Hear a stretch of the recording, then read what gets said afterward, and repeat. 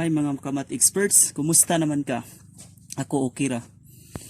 Karon sa ato ang pagsolve ani magbisaya English gyapon ta para masabtan nato ang atong usag-usa kay usahay ra ba magbuwag na tungod kay di na makagsinabot sa usag-usa. Naunsa naman ka? Mura naman kag natalala. Bida joke lang. So kani ato lang ning na ang ato ang function nga pagagamiton dinhi is sa ani nga example. So naaghapunta sa differentiation of algebraic function or getting the derivative of an algebraic function. So taglista ha. So ayaw katingala nga nawala ra siya. Nasakita noon ka. Hindi, joke lang. So dara nga to ang function nga pagagamiton. So it is defined by the function y is equals to 4 times the quantity of the square root of x plus 1 to the power of 5.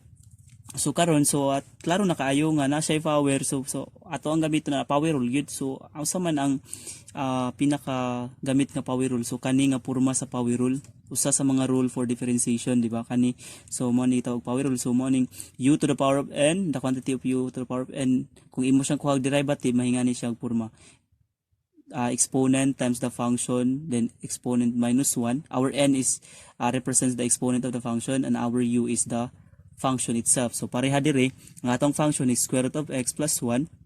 Yang ato ang u ang n nato is ang 5, di ba? So kanira atong sundon, mas dali ra. So kung kamo, pwede po ni gamiton og product rule, pero kung ganahan mo hasol, di ba? Di po ko mag-uol. Kamo man na, inyo man na. So pwede ninyo pwede ninyo gamiton yun product rule, pwede ninyo gamiton product rule, pero ako mas maayo gid og power rule kay dali ra, walay hasol. So arita sa kabantay mo kana bitawng seryoso kayo ka pero nagbinuang raday siya, mo ni gitawag nato diri Hindi, joke lang. So unsa naman ni ngano sige nam lang tagpahugot-hugot ani, pwede ato na po ning paluagan siya kay ma-solve na natong derivative ani. So right away, so kaning 4 constant ra man ni siya, so unya na nimo siya i-multiply og makuha na nimo og makuha na nimo ning derivative ning kani nga given expression. So ipagawas ra ni siya ayon ni kuha og derivative. So kay 0 man gapon mo ni kuha og derivative. Pero mag product rule ka ani, maapil gyud ni si 4. Okay, kay kani may 4 times kani nga quantity. So para dili libog ari na lang ta kadali. So atong inon dy over dx, so the quantity of your dy over dx. So atong ipagawas si 4 ha para kuan dali ra. Kay ang porma sa ato ang power rule ingani ra man nu. So walay constant nga tapa, di ba? So 4 times derivative of the expression defined by square root of x plus 1 to the power of 5. Square root of 5.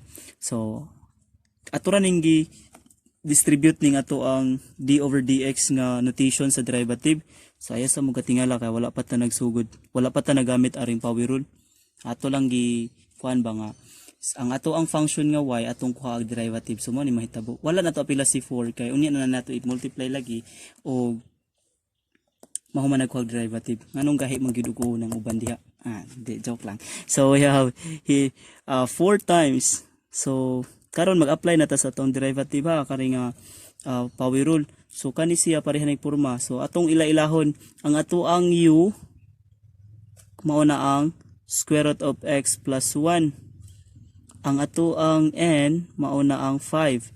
So di ba? So are, di ba kung mag-derivative ta ani nga function mahimo ingani. So kung kare atong kuha derivative mahimo daw ingani ta dapat yang format, di ba? So mahimo siyang ang n. So atong n is 5. So ingon ra kag 5 times u. So unsa u? Square root of x plus 1, square root of x plus 1. Unya sa kuan n. So ang n nato is 5. Balik og suwat ang 5 minusan nimo og 1 or subtract 5 with 1. So next times pag yun nimo close hindi day. So d over dx, sorry. So ang imuhang u, unsa imong u, imo pa siyang times og imong derivative sa imong u. So imong u is we have square root of x plus 1. So mao ni siya ang resulta kung ato siyang gamitan og power rule, di ba? So mas dali siya kay kung mag product rule ka ani hasol kaayo. So taas og proseso. Ayos mas dali. Murag hapon magbuwag ra. Ngade, joke lang. So arita. So 4 times nganong better kaayo tarong adlaw. So 4 times, let us simplify the given expression inside. So we have 5 times, or rewrite 5 times the square root of x plus 1. So atong i-simplify ang exponent, 5 minus 1, that is 4. So grabe na, so di ka maumo 5 minus 1. Elementary kayo, murag grade 1 taan ni day. So, hindi, joke lang, nasuko na. So, d over dx. So, ay mong kuha ang derivative na pud ni nga side. So, mingon lang ka na distribute sa natadaan ha. So, d over dx, parihara na siya porma ni square root of x plus d over dx, 1 of the constant 1. So, ato lang i-distribute diri ang iyahang derivative notation. So, kung nakabantay mo, gitagsa-tagsa ra nato distribute. So, atong i-distribute ni square root of x, i-distribute po nato ni 1. Okay? So, padayon ta. So, 4 times 5, rewrite sa nina to, kayo ato sa pang simplify itong last nga part. The power 4. So, derivative of your derivative of your square root of x. So, kung makabantay mo, ang atong gamiton ani kani bitong derivative of square root of x. Ang rule na si derivative, power rule gihapon na siya. Ingani ang forma d of x sa square root of u. So, ang may tabo niya du over dx over 2 square root of u. So, maingani ra siya og forma. So, pasabot, ang ato ang, diba, parihara silang forma, derivative of d over dx square root of x, ang diri lang u ang gigamit, pero diri x ang atong gigamit, diba? So, ang mahitabo, du over dx. So, atong isuwat na diri. Mahimutang d over dx x, diba, ingana ra siya, or du. Pwede man siya isuwat og d over dx times u. Okay? So, karon magunsa naman ta ni. Ato na ni simplify gud, simpre. So, we have d. Ni naman siya over over 2 square root of u. So, may ra pugag over 2 square root of, dili man u atong gigamit, x man, so mo nang x plus derivative of constant, nag-blurred siya. Okay. So, plus, daraw, plus. So, plus derivative of constant 1. So, derivative of any constant is 0. So, gasamok-samok lang ng 0. Wa man day kay pagbati na ho, di ba? Joke lang. So, ani, kapait po na yung mangita tag ko ano, solution na wa na nga problema nila, di ba? So, we have data simplify 4 times. So, rewrite sa nato balik. Patience sa lang gamay ha, square root of x plus 1 to the power of 4. Then, derivative of x, using identity function rule, automatic 1 ra na siya. So, times 1 over, diba, times ni sila. Then, rewrite the denominator. Then, mawa na ning plus 0, kay 0 na guna siya. Diba? Buwag na mo dayon kay 0 na good, diba? Padaghan na ta. Magagwanta. Pero happy man sa single, di ba? So, padayon ta. So, ari, ato ni silang i-multiply 4 times 5. That is 20 square root of x plus 1 to the power of, the quantity of. Again, 4 times 5, that is 20. So, rewrite the quantity of square root of x plus 1 to the power of 4. So, times 1 over 2 square root of x. So, masimplify pa ba? Humanap ng iba. Uy, ano nangyari?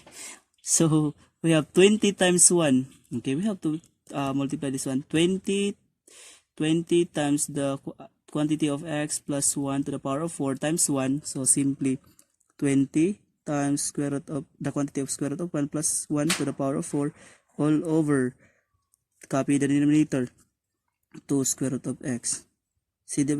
Diba 1 ra ni siya dire, automatic 1 man denominator aning expression. So mo na ubang multiply ta ning duha, numerator to numerator mo ning kani og karing 1 nya, denominator to denominator kani og karing 1 dire. Okay, so mo ning nahitabo nga 20 times the quantity of x plus 1 to the power of 4 all over square root of x. So since naay pwede divide nimo si 20 over 2, di ba? Pwede nimo divide, di ba? Tubag diha. Di, joke lang. So, 20 divided by 2. So, muna mahimo siyang 20 divided by 2. Mahimo siyang 10 times square root of x plus 1 to the power of 4 all over. So, since na-cancelled out naman nato ang 2 sa ubos, kaya itong i-divide siya sa 20. So, muna mahibilin x na lang, square root of x. So karon sa inyong nakita, mo na niya to ang final answer, or mo na itong derivative sa to ang function defined by y is equals to 4 times the quantity of square root of x plus 1 to the power of 5. So atong gigamit ani power rule, ingani nga power rule nya, naka-apply po ta og power rule nga ingari. So we have the radical symbol. So nang hinaot ko nga nakat-on mo na ho, bahala og magbuwag mo, basta ang hawa lang seryoso ko nga nagtudlo ninyo. Char. Ari na lang muna ho be. Dita joke lang, nihangyo. Kana ratanan karon sa karon nga video, unya ayaw kalimot sa pag-subscribe para sa mga updates o sa mga videos pa nga akong i-upload pohon. So God bless mga kamat experts, unya mabuhi kamong tanan.